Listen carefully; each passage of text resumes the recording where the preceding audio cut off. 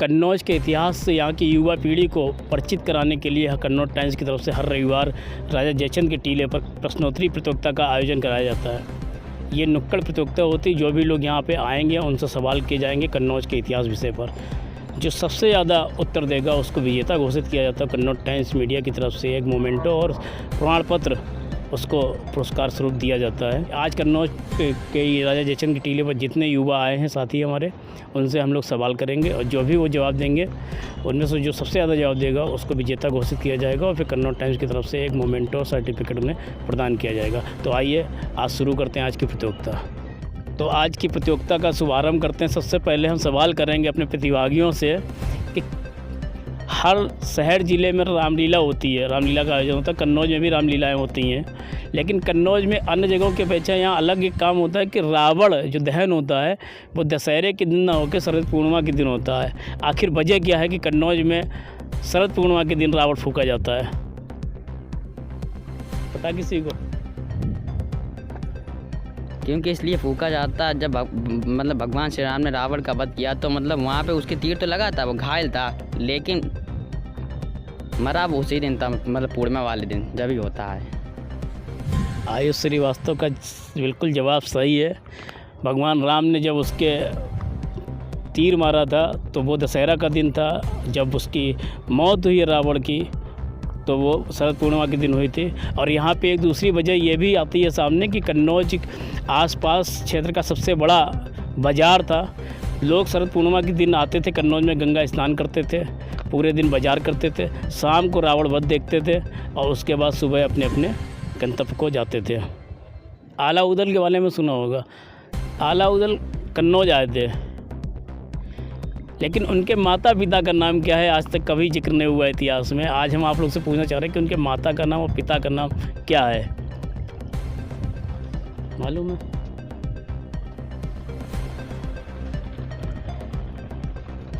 आला उदल के माता पिता का नाम किसी भी प्रतिभागी को नहीं पता है।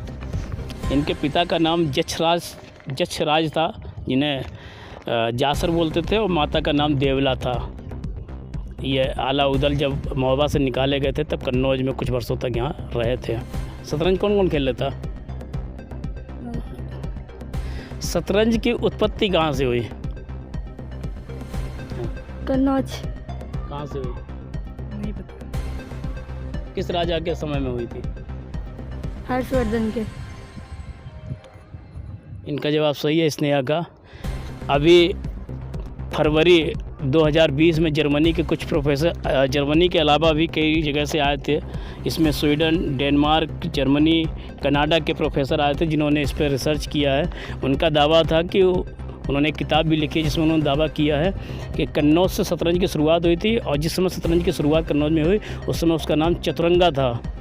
चतुरंगा इसलिए भी नाम था क्योंकि जो हर्षवर्धन की सेना थी वो चतुरंगी सेना बोली जाती थी। चतुरंगा को ही बाद में शतरंज के नाम में वो परिवर्तित हो गया। किस राज्य के राजा के सामंत थे आला उदल? राज्य और राजा का नाम बताना। किस राजा के सामंत थे पराक्रमी योद्धा आला उदल? महोबा। राजा कौन थे? पारमाला। पारमाला नहीं, जवाब सही है। थोड़ा बहुत अगर ये इंगित कर रही हैं, महोबा राज्य था जिसके राजा परमाल देव थे, उनके ये सामंत थे आला उदल। आला उदल के पराक्रम पर एक आल खंड लिखा गया है। आल खंड में कितनी लड़ाइयों का, कितने मैदानों पर कितनी लड़ाइयों का जिक्र है? पराक्रमी आला उदल का जो बखान करने के लिए आलखंड लिखा गया है उसमें कितनी मैदान पर कितनी लड़ाइयों का जिक्र है जो इन्होंने जीती थी आला उदल ने?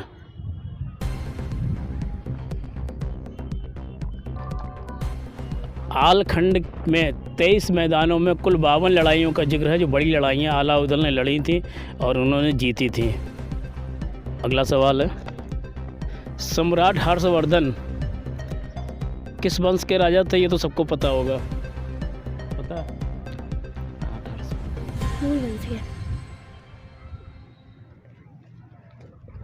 सम्राट हर्षवर्धन पुष्यभूति वंश के राजा थे। पुष्यभूति वंश के किन्हीं 3 राजाओं के नाम बता दूं अगर पता हो आप लोग को तो। पुष्यभूति वंश के 3 राजाओं के नाम, मतलब हर्षवर्धन के पिता, बाबा, प्रभाबा। हर्षवर्धन के पिता का नाम था विजय चंद्र। नहीं विजय चंद्र नहीं, हरिश्चंद्र राजवर्धन। हर्षवर्धन, हरिश्चंद्र राजवर्धन, और एक कोई होता है प्रभाकर वर्धन। गलत जवाब है। इन राजवर्धन, प्रभाकर वर्धन तो ठीक है, लेकिन हरिश्चंद्र राजा जयचंद के पुत्र थे। इस वंश के पुष्यभूति वंश के 3 शासकों के नाम पूछे थे, जिसमें हर्षवर्धन को छोड़कर नरवर्धन, राजवर्धन, आदित्यवर्धन, प्रभाकर वर्धन, ये सभी राजा हुए पुष्यभूति वंश के ही ये सब शासक थे। ग्रहवर्मन कौन थे और किस वंश के शासक थे? जिससे पता हो पहले हाथ उठा दिया करो। हर्षवर्धन के बहनोई थे। किस वंश के राजा थे? किस वंश के राजा थे पता नहीं। कोई वंश का नाम बताओ, कोई पता हो? गढ़वाल। ग्रहवर्मन हर्षवर्धन के बहनोई थे और मौखरी वंश के शासक, अंतिम शासक थे वो। जो कन्नौज मौखरी वंश था उसके अंतिम शासक ग्रहवर्मन थे। ग्रहवर्मन मौखरी वंश के राजा थे, ये तो क्लियर हो गया। मौखरी वंश की स्थापना कन्नौज में किसने की थी, किस राजा ने की थी?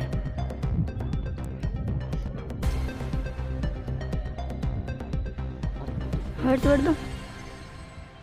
तो पुष्यभूति वंश के थे।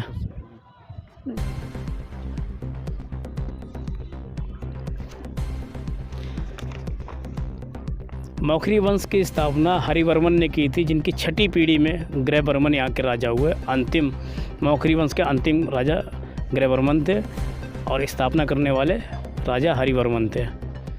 भारतीय पुरातत्व सर्वेक्षण विभाग की तरफ से संरक्षित किन्हीं 3 प्राचीन स्थलों के नाम बता दो।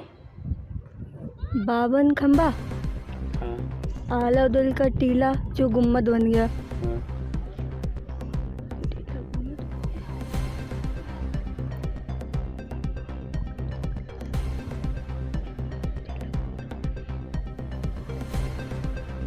बालापीर। बालापीर, इनका उत्तर सही है। और ये जहाँ खड़ी हैं ये भी इसी विभाग की तरफ से संरक्षित है। ये कई स्थल ऐसे हैं जो संरक्षित किए गए भारतीय पुरातत्व विभाग की तरफ से। हमने सिर्फ 3 के नाम पूछे थे, जिसमें इन्होंने एक नाम बताया बावन खंबा, जो कि पास में ही है, आजकल मखदूम जानिया के नाम से जाना जाता है। बालापीर जो पास में इधर गुंबद दिख रहे हैं, राजा जयचंद का टीला, और एक आलाउद्दीन के टीले पर गुंबद बना हुआ है, वो भारतीय पुरातत्व सर्वेक्षण विभाग की तरफ से संरक्षित है। कन्नौज में मौखरी वंश की स्थापना करने वाले राजा हरिवर्मन की पत्नी का क्या नाम था? हरिवर्मन की पत्नी का क्या नाम था? कन्नौज में मौखरी वंश की स्थापना करने वाले राजा हरिवर्मन की पत्नी का नाम जया स्वामिनी था, जिन्होंने कन्नौज में मौखरी वंश की स्थापना की थी। सम्राट हर्षवर्धन के समय कन्नौज में कौन सा चीनी यात्री आया था? वैनसांग की सम्राट हर्षवर्धन से किस राजा के राज्य में मुलाकात हुई थी? ये नहीं पता, ये नहीं पता। पता किसी को?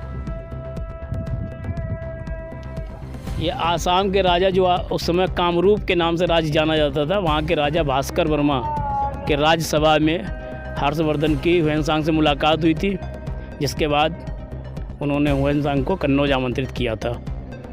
कन्नौज जिले में च्यवन ऋषि का आश्रम किस जगह पे है? च्यवन ऋषि का आश्रम पता है? पंचवटी। कन्नौज जिले के छिबरामऊ तहसील क्षेत्र में एक गांव है चियासर, जहाँ च्यवन ऋषि का आश्रम है। कौन थे च्यवन ऋषि? उनकी कहानी सुननी है केवल, कौन बता सकता है यहाँ पे? च्यवन ऋषि कौन थे, क्या खासियत थी उनकी, और कन्नौज में उनका आश्रम था, इसलिए हम पूछ रहे हैं च्यवन ऋषि की क्या खासियत थी? पता नहीं पता?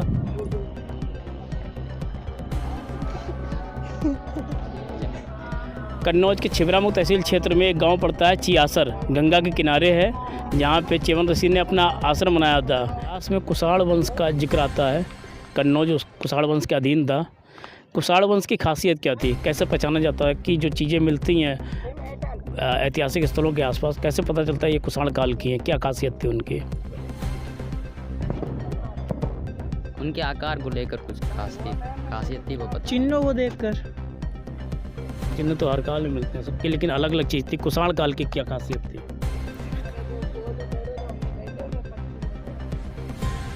कुषाण काल की खासियत ये थी कि जो भी ऐतिहासिक स्थलों के आसपास जो अवशेष मिलते हैं, चीज़ें मिलती हैं, जो मिट्टी के खिलौने मिलते हैं, वो जो भी खिलौने हाथ के बने पाए जाते हैं वो कुषाण काल के माने जाते हैं। कुषाण काल में हाथ से ही खिलौने, टेराकोटा जिन्हें बोलते हैं, हाथ के बने मिलते हैं। बाकी अन्य जो वंश थे उनमें कहीं ना कहीं सांचों का उपयोग होने लगा था, फिर सांचे से बने हुए खिलौने, टेराकोटा मिलते थे। गुप्त वंश की क्या खासियत थी? गुप्त वंश को स्वर्ण काल क्यों कहा जाता था? देवी जी, गुप्त वंश को स्वर्ण काल क्यों कहा जाता था देश का? क्योंकि उनके वंश के शासक सोने के सिक्के चलाते थे।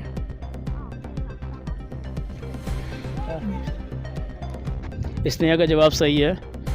गुप्त वंश में जो भी शासक हुए वो सोने के सिक्के चलाते थे और उसी की वजह से स्वर्ण काल बोला जाता है गुप्त वंश को। कन्नौज के अंतिम हिंदू सम्राट राजा जयचंद को शहाबुद्दीन गौरी ने जिस मैदान में हराया था, परास्त किया था, वो कहाँ पे युद्ध हुआ था, किस मैदान में हुआ था, आजकल कहाँ पे है वो? हाँ पहले लेकिन इटावा में। किस जगह पे? ये नहीं पता। आप कोई पूरा जवाब सही देगा तो उसका माना जाएगा सही। चंदावर इटावा। इटावा ज़िले में एक जगह पड़ती है, चंदावर का मैदान बोला जाता है। चंदावर के मैदान में युद्ध हुआ था जहाँ जयचंद को शहाबुद्दीन गौरी ने परास्त किया था। ये आयुष का जवाब सही है। कुछ वंश के शासकों के बीच त्रिपक्षीय संघर्ष हुआ, तो वो कौन कौन से वंश के राजा थे जिनके बीच त्रिपक्षीय संघर्ष हुआ कन्नौज में लंबे समय तक? पता है? नहीं पता? कन्नौज में प्रतिहार, पाल और राष्ट्रकूटों के बीच में करीब 175 वर्ष तक त्रिपक्षीय संघर्ष चलता रहा था। राष्ट्रकूट, पाल और प्रतिहार वंश के बीच में। कन्नौज में सरायमीरा मकरनगर के बीच जीटी रोड के किनारे राजकीय पुरातत्व संग्रहालय की स्थापना हो चुकी है, हालांकि अभी उसका उद्घाटन नहीं हुआ। इस संग्रहालय के निर्माण के लिए उस जगह का किसने शिलान्यास किया था, कौन से नेता ने और किस सन में? बड़ा सवाल है क्योंकि आजकल राजनीति बड़ी गरमाई हुई है। कई पार्टियां क्रेडिट अपने अपने ऊपर ले रही हैं कि हमने बनवाया, लेकिन उसका शिलान्यास किसने किया था, किस नेता ने किया था, किस सन में किया था, हम ये जानना चाह रहे हैं। चेन्नई रेड्डी ने किया था।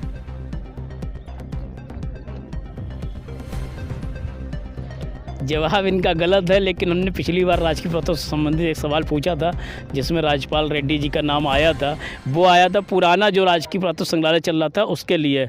नया जो राजकीय पुरातत्व संग्रहालय खुला है, जो स्थापना हो चुकी है, ये सन 1988 में तत्कालीन भारत सरकार की मंत्री, संसदीय कार्य मंत्री शीला दीक्षित ने शिलान्यास यहाँ कराया था। कन्नौज के डीएम का नाम? डीएम का बताओ। एसडीएम का पता। क्या है एसडीएम का नाम? गौरव शुक्ला। गलत नाम। कौन डीएम? हाँ, राकेश कुमार मिश्रा। पुनीत जे पाठक। श्री राकेश कुमार मिश्रा कन्नौज के डीएम हैं। और राजवर्धन की हत्या के बाद जो यहाँ की रानी थी, हर्षवर्धन की बहन थी राजश्री, वो सती होने के लिए चली गई थी जंगल में। तो किस जंगल में सती होने के लिए पहुँची थी, किस प्रदेश के जंगल में सती होने के लिए गई थी?